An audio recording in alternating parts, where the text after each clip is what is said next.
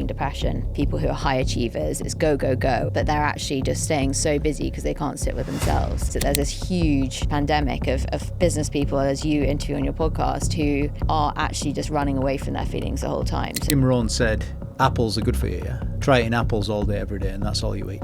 They won't be that good for you anymore. So what's the best addiction you can have? I don't think there is a good addiction. Oh, I like it. She's good. Welcome to the ActionCOACH podcast. ActionCOACH is the world #1 in business coaching. Since 1993, we've helped thousands of business owners and entrepreneurs worldwide smash through their limits and achieve extraordinary results. This is more than a podcast, it's your blueprint for success. So grab a pen and paper, take notes, and make sure you hit the subscribe button and notification bell for weekly growth insights. Let's do this.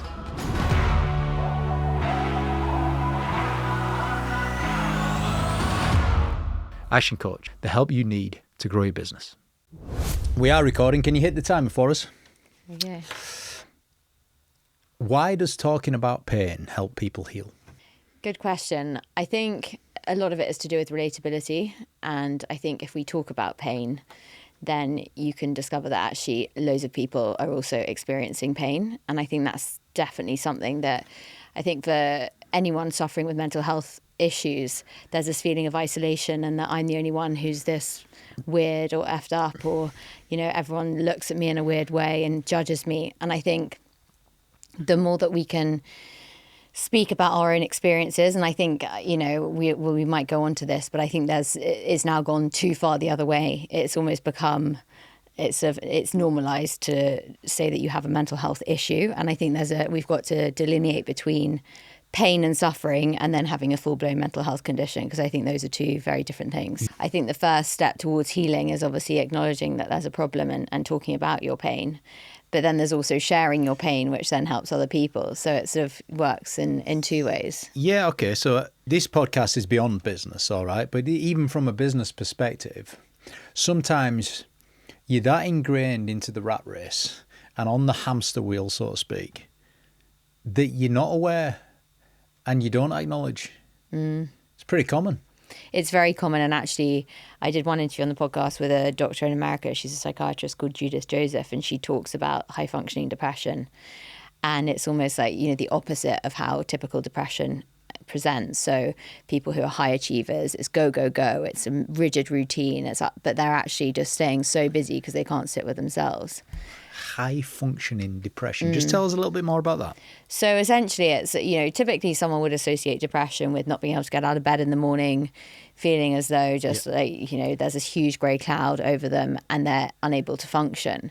So she actually says we've come to recognize that there's this huge, almost pandemic of business people, as you interview on your podcast, who are actually just running away from their feelings the whole time. So instead of just, you know, letting the feelings get on top of them and not functioning, they're actually going the other way and they're staying so busy to mask actually the way that they feel. And it's essentially this constant pursuit of just running away. I can relate to that, you know. You know, on an individual level, you know, you, in a way that's a form of denial though as well, isn't it? When you know there's an issue there and you're not prepared to confront it, it is denial. And she says that the hallmark sign of high-functioning depression is this concept called anhedonia, which is essentially like you're not able to ever hold on to those little pockets of joy. You can't appreciate a beautiful sunset. You can't enjoy those moments with your kids. You're on holiday and actually you're just like, actually... Are you hitting us today? Are you... what if... Because some of the audience right now, I know we've only just started this, you've hit a massive nerve. What if they've just said, that's me? Well, I would suggest that you start looking inwards and you have to actually take your foot off the accelerator and think, is this actually fulfilling? Like, is this actually how I want my life to look when I'm lying on my deathbed? And sometimes I think we have to have those almost those stark realizations to fast forward 40 years and say, do I want to look back on the next 40 years and just see that I've been running? And actually it's all about connecting with that inner self and discovering actually who am I? Because I know that the Pandora who was a lawyer in her 20s was just about ticking boxes, about, you know, achieving the next thing. And as you know all too well, you know, we reach these benchmarks that we set up to achieve. And actually, as soon as we've reached that benchmark, the bar just gets higher and higher and higher. And it's like you're on this hamster wheel to just nowhere. And I think as soon as you actually take a step back and realize that that inner work is actually the piece that is so fulfilling, and it's only when you do that inner work that you actually reach that feeling of I feel true fulfillment. I'm not just achieving, because we can all achieve, right? I mean, does achievement actually make us happy? I don't think it really does. Give us a little bit more tangible on what you mean when do the inner work. What do you mean? Inner work, I think, is really connecting to that vulnerable child a lot of the time. It's if you wind back the clock and you think of, I can imagine myself as that little girl, and often it's frozen in time for particular individuals. But for me, it's like I can see myself in a photograph aged about 4. And there is that personality that's developed in there. And there's that little girl who longs to be loved, who longs for connection, who is developing interests and passions, and who is slightly finding her feet in the world.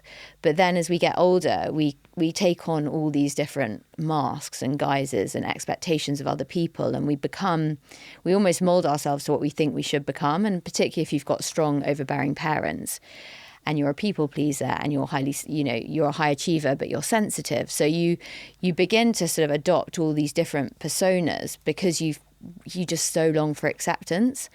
And I think sometimes it's about almost rewinding the clock and going back to that inner child and just saying, actually, if I stripped away all those expectations, if I was just that raw, vulnerable me, what would actually make me tick? What would I actually do with my life?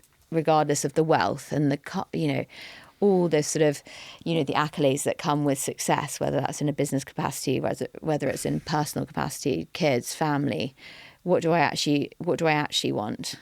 Is that the fear of judgment, adopting different personas is it the fear of being judged by other people? Is that what it is?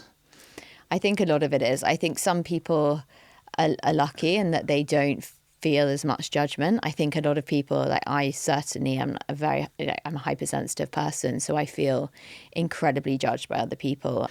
There was a research paper that I read once, and I can't remember where it was. You might know this, but it researched the fear of judgment is the biggest fear, and people were more scared of public speaking and being judged of getting it wrong than they were of dying. I mean, are you a therapist in some way? No, never. I decided that actually I'd had so many dud therapists in my life, having been in therapy from the age of 11. So we're talking now, that's sort of, 24 years of therapy. And I would say it's only in the last 5 years that I've really found a cluster of decent therapists, because I think there are so many charlatans out there. What makes a decent therapist? Yeah, good question. Because I think what people need to know is that there's no regulating official body that actually, in the UK, it's very, very different in the US. And that's why the therapists tend to be held in much higher regard. But in the UK, you can call yourself a psychotherapist, a therapist, a psychoanalyst. Right. Without really having any proper qualification. You can do a 4-week course and call yourself a psychotherapist. Yeah.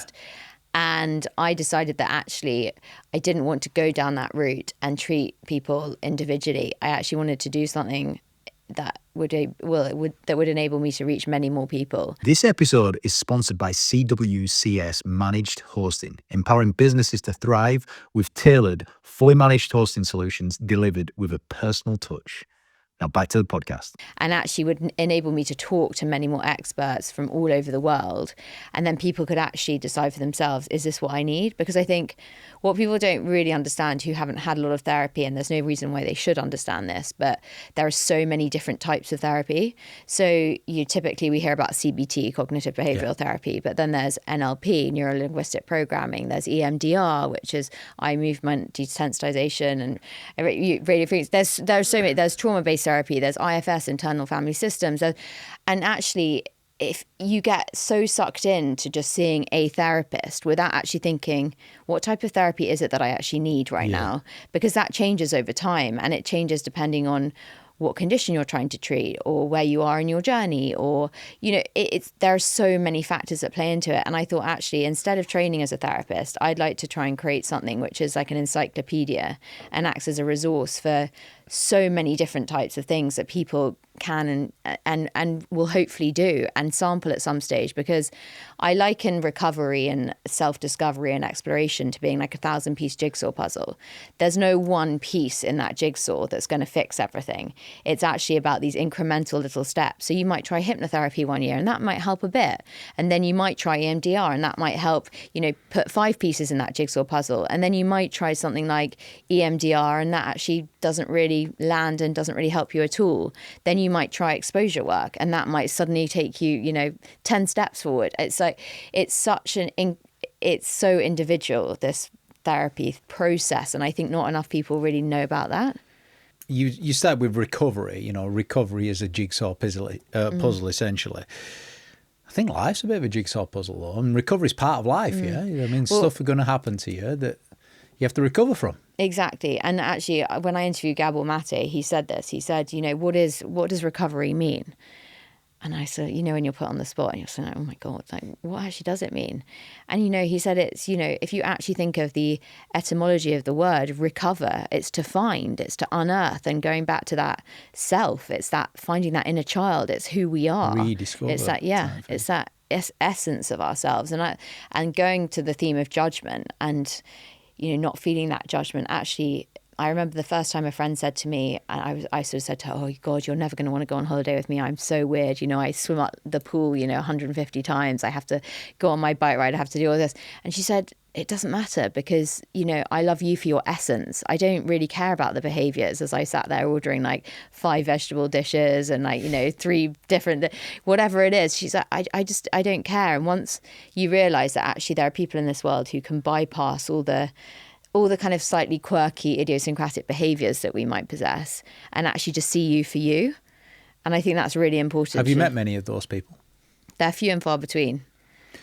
So the ones that do see you for you, describe these as human beings for us. Well, I'd say that there are a lot of the time there are people who have done sort of quite a lot of inner work on themselves. Right. They've been quite reflective. I think often, definitely when I was growing up and in my teens, it tended to be older people. Right. And I always felt much more comfortable in older company just because older people tend to be wiser. They've had more life experience, whereas my own age group, we're into partying and doing God knows what when we're in our teens and 20s. And that was okay. That was the majority of people. And now I think it's changing. And I think you start to realize that life throws different things at you at different times. And I think as we get older, friends now of my own age are starting to realize that actually it's not so plain sailing. And they've also had, some adverse experiences. And for anyone who's suffered, suffering does make you more empathetic naturally. And so I think those people who have been through stuff in their lives and who have unfortunately encountered suffering, they always say that actually, suffering will eventually make you the most sympathetic person to other people, and you'll be able to relate to people on a level that if you hadn't gone through this, you wouldn't be able to. Does everybody suffer in some ways? Does everybody have some form of depression through their life? Depression, I take issue with the word depression because, again, I think this is where we go into that. So we stray into that territory of over-pathologization of like a mental health issue, right? Depression is a clinical condition whereby it really affects a person's quality of life. And I think we're using it in quite a nonchalant way. I think feeling sad and down is a very natural course of anyone's life. I think, to suffer with depression, I wouldn't say, no, I don't think the average individual suffers with depression. But I do think that the average person suffers with having down times and feeling sad. And I think this is a little bit of a masculine phrase. Now, I'm not saying it's right or wrong. It resonates with me, so I understand it, but not on an arrogant way, not egotistically or anything like this. But I heard someone once say, no one suffers from anxiety. Well, the reality is that anxiety is we kind of all get that, but the word suffer, they said, actually, no one suffers from anxiety. Everyone gets anxiety. What they suffer from is the inability to deal with the anxiety, which is a practical, actionable sort of mentality. That's why I'm saying it's got, masculine traits to it. Do you agree with that statement or not? No one suffers from anxiety. We suffer from the inability to cope with it or deal with it. Gosh, that is a tricky one. I've never heard really been framed in that way. I have to say, I do actually think some people genuinely struggle with anxiety, and I think sometimes the anxiety reaches such a degree that you become unable to manage it to such an extent that the anxiety then takes over. Does that make sense? Is there a difference between male and female on this? I do, because I think men do tend to run away from their feelings more. And I think men, particularly in English society, have been taught very much that they need to repress. And I think it's a very male trait to want to present as being sorted and fixed and the strong one, and that, you know, the image we have of an alpha male who looks after the family and looks after women. And so I think it's much harder for men to be vulnerable. I think it's improving, and I think there are definitely movements to trying to change that. But I do generally think that it's easier for a woman to admit that she's struggling and that she's suffering with something like anxiety, just because, you know, the feminine versus masculine, you know, it's just... Do women talk more about it openly? Yeah, women definitely, as we know, women definitely talk to friends, they share their feelings. Yeah. You know, men, there's this thing of, you know, if you ask a man how he is, so, yeah, fine, mate, fine. Yeah. But it's actually saying to a man, like, no, really, how are you? And, you know, this is where Roman Kemp's done a lot of work, and it's like really encouraging men to talk about their feelings, because for some, it's a complete, like, sort of, anathema. They freeze, and it's like, what do you mean? Like, how am I feeling? You know, they're so buried, those feelings, that it's just so foreign to talk about them. I'm a big fan of that book, and I often get it the wrong way around, so correct me. You know, men are from Mars and women are from Venus. I think, is that the right way around? Yeah. Because I see some of the sketches and some posts that are online sometimes, and this is a humorous thing. It's like a husband goes out to play golf with his friend who's just split up with his wife or whatever it is, and the husband comes home and his wife says to him, "Oh, has your friend got a new girlfriend yet?" And the husband says, I don't know. What, is he not seeing anyone? I don't know. And then the wife says to her husband, "Well, haven't you just been golfing with him for 4 hours?" He says, "Yeah." "Well, didn't you ask him?" "No." We talked about the golf. we just talk about these kind of things. It's just, it doesn't come up. And whilst there's a bit of humour to it, there's a reality to that as well in life. The conversations don't happen like that for a lot of males. Any advice? Well, I think as a starting point, it's with men, you know, it's like, how are you, mate? And so you get the default response. It's like, we all do it on the phone, right? So you pick up the phone. It always baffles me. First question, always, how are you? Yeah, good. Yeah, okay. Yeah, bit grim. Weather's a bit shit. But it's like, no, but how are you? Yeah. And actually really taking the time to don't phone someone and ask it. I now make a point of actually not asking someone how they are if I don't have time to listen to actually really how they are. And I started to say to people by default when they ask me, just like, you know, in passing, "Oh, how are you?" I'd be like, "How long have you got?" Because, you know, do you want me to tell you like really what's going on? Or do you just want the default like, yeah, I'm good. Yeah, fine. And, you know, we do this so much, don't we, in life, like in day-to-day life. It's just that, yeah, fine. Someone once said to me, fine stands for fucked up, insecure, neurotic and exhausted. You know, it's reading into I'm fine. And I think for men especially, just actually really taking the time, because as we know, you know, suicide rates amongst men, you know, unfortunately, you know, they're very, very high at the moment, particularly between men aged between 18 and 36. And it's really shocking what's happening. And there are amazing charities like James's Place and trying to change that. But, you know, it's actually allowing men to be vulnerable, allowing them to say, no, I'm not okay. And like not having to put on this front of everything's fine. Yeah, I'm coping. Have you heard of McNair, a psychologist? He studied sports people and emotions and mood states. He categorized emotions into 7 different mood states because there's 3,000 plus different emotions. Feeling sad, feeling blue, jaded, all this kind of thing. And he categorized them into confusion, fatigue, anxiety or tension, confusion, anger,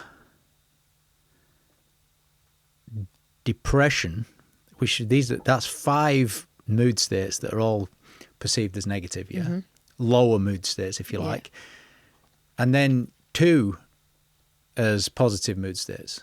One is vigor, the sense of energy and enthusiasm, feeling, invigorated to a degree, and then happiness.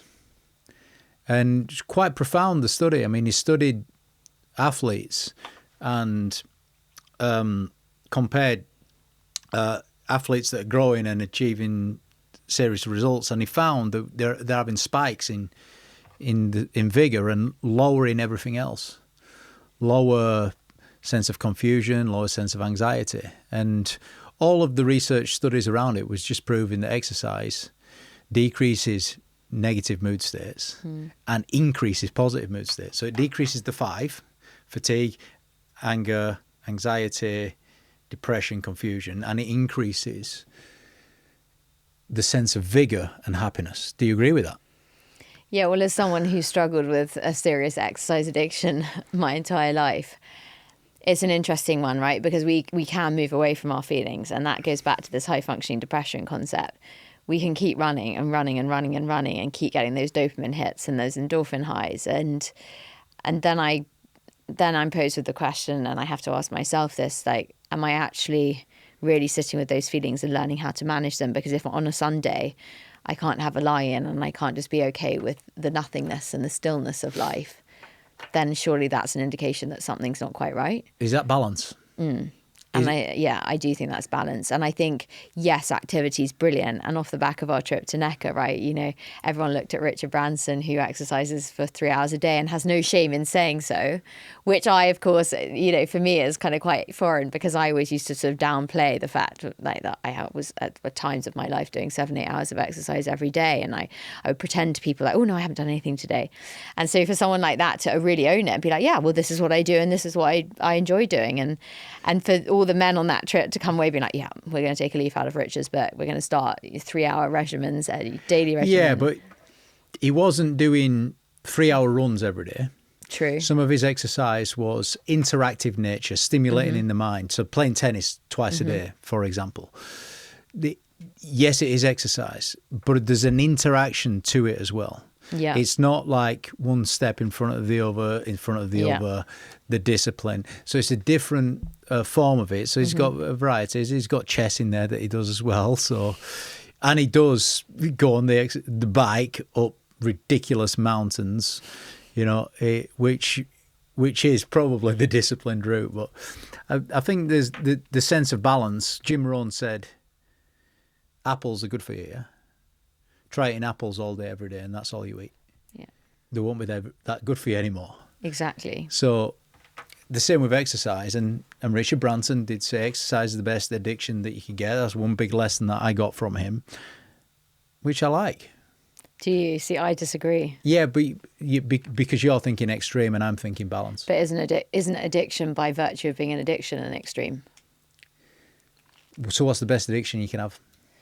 I don't think there is a good addiction. Oh, I like it. She's good. She's good.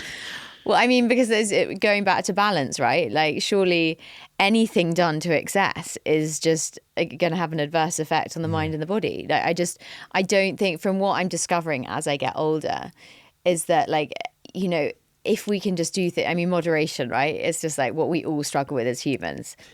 People get into these morning routines and discipline and hard work, dedication, make commitment, sacrifice, tenacity, resilience, motivation, desire, all of these masculine traits.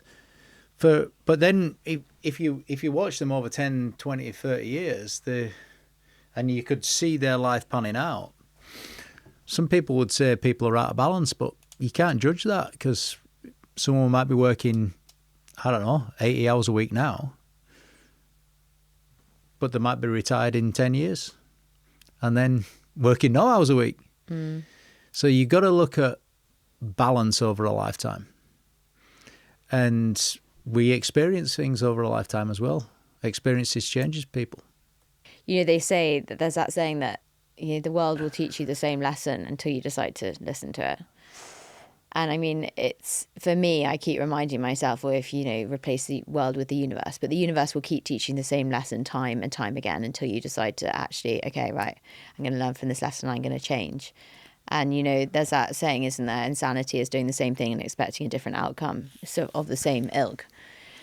I think so often in life we continue to do these things that we know don't really serve us, and for some weird reason there's this sort of lapse of judgment, and it's like, but this time it's going to be different. It's just going to be different, and it's for anyone whether they're struggling with their mental health or not. It's like, I know how that ended up last time, so if I just had that separation between the stimulus and the response, and I could zone out and have a bird's eye view of how this is actually going to pan out, then maybe but we don't do that often enough, do we? We're in that sort of whirlwind of life.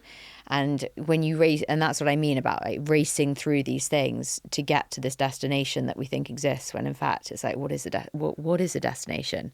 Life is about the journey. It's not about the destination. And life is a marathon. It's not a sprint. So like that whole sort of notion of being a businessman working like 80-hour weeks, because then you're going to retire in 18 years' time.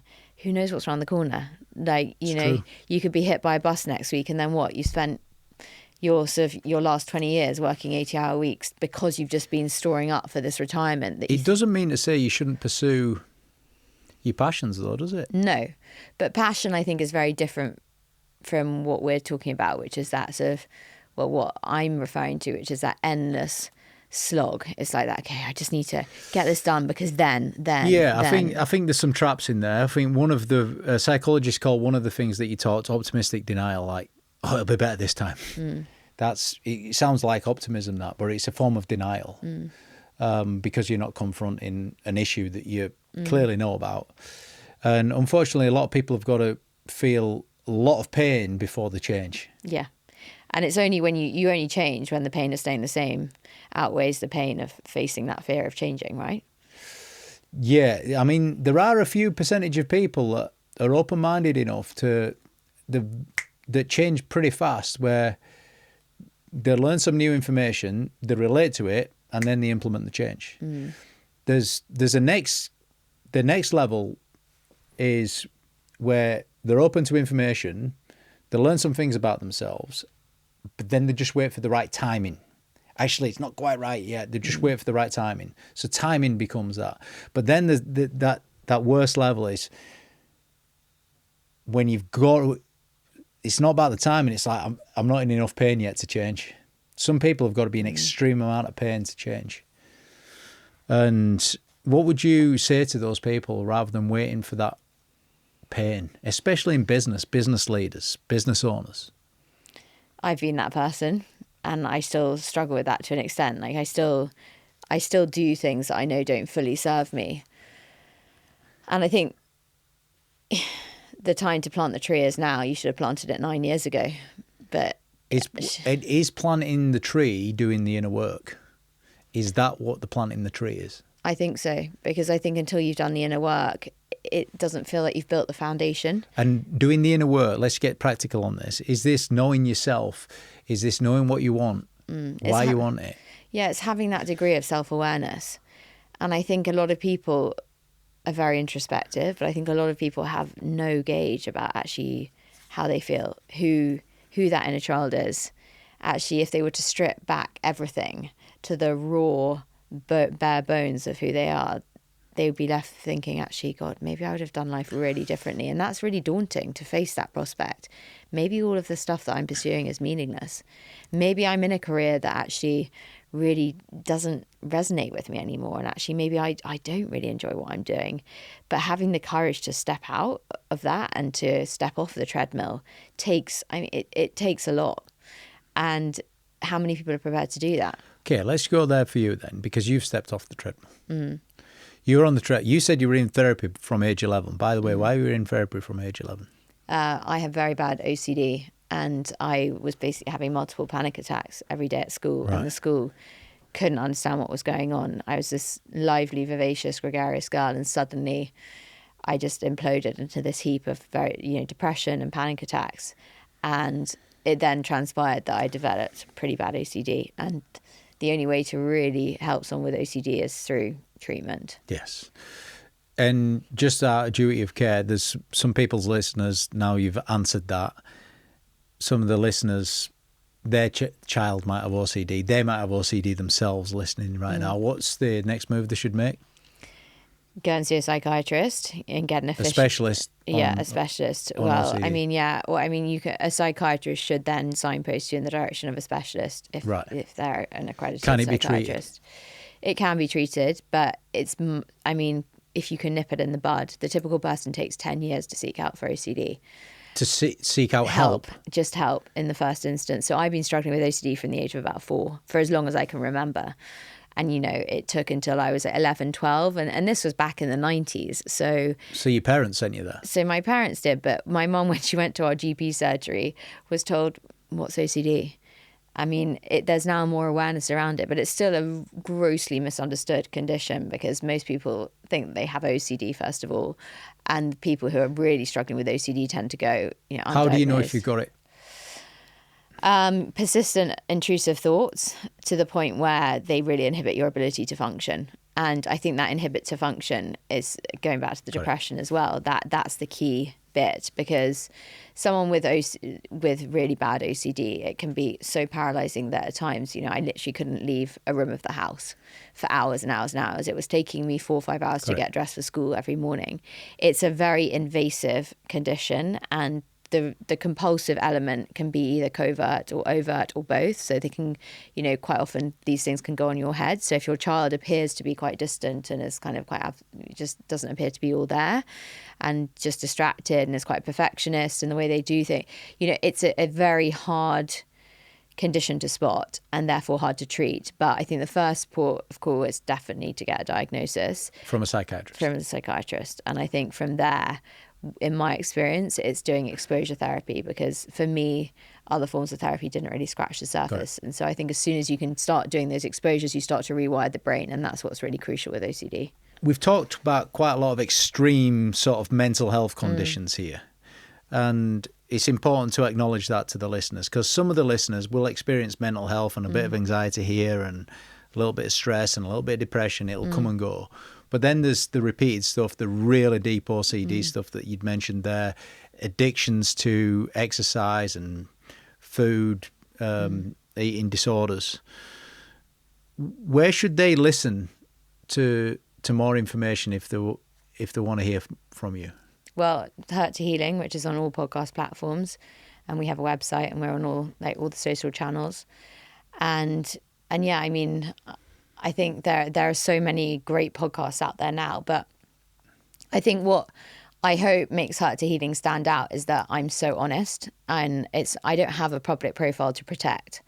Like I as I have done today, I'll lay all my cards on the table and I'll say it as it is, and I think that's what I really. There's power in that. Remember, Elon Musk, he doesn't care, does it? He's like, you don't care. It's I don't, because my life's been so shit. What have I got to lose? I feel like if there was one reason I was put on this planet, it's to share my experience and to try and help other people by doing so, because, I haven't got a partner, I haven't got kids. Most of my friends are now pregnant with their second children, and I have to really grapple with that sort of prospect that might never happen for me, because, who knows what's in my future, right? But my mental health issues have meant that I've made a lot of sacrifices in my life, and I haven't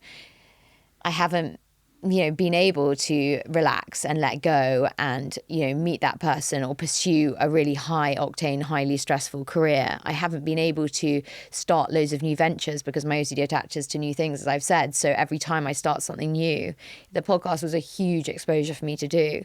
And so, yeah, I'd love to do courses in mental health. I'd love to do more keynote speaking. I'd love to, all these things that Pandora, want to do, but I have to manage it alongside having this condition. And some people have medical conditions that they manage. I've got a very good friend who has cystic fibrosis, and every time I'm feeling a bit victim-like and sorry for myself, I'm like, well, loads of people in the world have disabilities, loads of people have physical health issues, lots of other people have mental health issues. And, we can either feel as though we're trapped by them, or we can try and do what we do. And that, I think I found something that hopefully I'm good at talking to people. And hopefully I found a bit of a voice. And going back to your first point about the judgment and the shame, it's helped me so much in just being able to broadcast what I go through. And it was amazing when I started the podcast, how many of my closest friends, we had no idea. I was like, what have you been doing? Walking around with your eyes closed? No idea the extent to which it affected you. And we're so sorry. But that's the reality of it. People isn't it? get caught up in their own world. What's the biggest myth in mental health?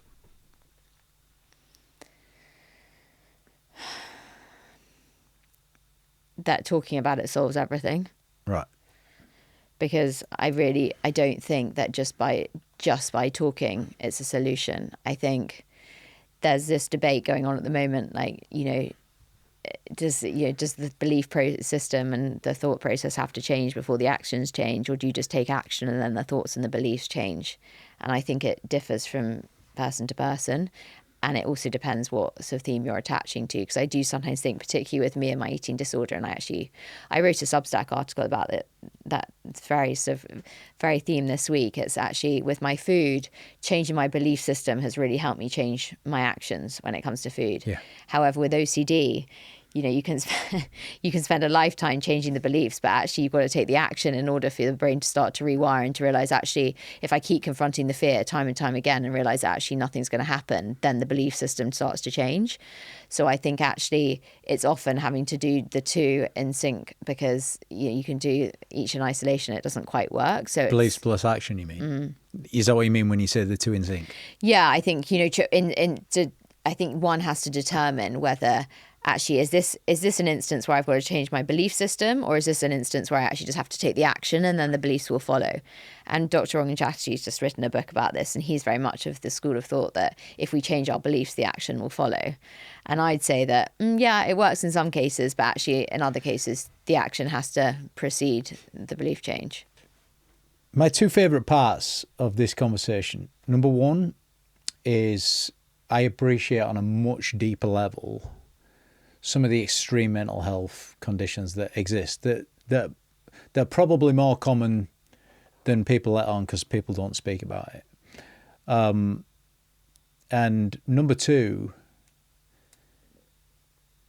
what you just said about 5 minutes ago about your life, acknowledging where it is. This is what's happened to you, and this is why you're doing the podcast moving forward. I felt really emotional, actually, as you said that. They've been my two favourite bits. I also liked how you reinforced joy right at the start, the ability to experience joy. This is a trap for quite a lot of the listeners. And you've put a magnifying glass on it today. What's it called? High-functioning depression. High-functioning depression. That's the trap. The ability to experience joy. You said it right at the start, right at the end. What's been your favourite part? Well, I've loved just being here with you, because I think for me, it gives me so much joy realising that, it's something that I did, which was go on this trip to Necker, which was really putting myself out there and really out of my comfort zone, has resulted in me making like an incredible connection, and who knows where it might lead. But I've just been thinking during this whole conversation as well that, it's amazing how mental health issues are just, that they're not spoken about enough, even in this sort of, I came into this interview thinking, so many people now throw around the term mental health, and we're now living in this world of complete overdiagnosis and overpathologization, and it's really detracting from the people who really suffer. But sitting with you and actually letting you hear about how extreme it can get, I think it always brings me just, I don't know, some sense of like that's me being aligned with what I'm meant to be doing. Beyond business, we're human beings. Business owners are often parents. I know some people listening to this, their children have got OCD as well.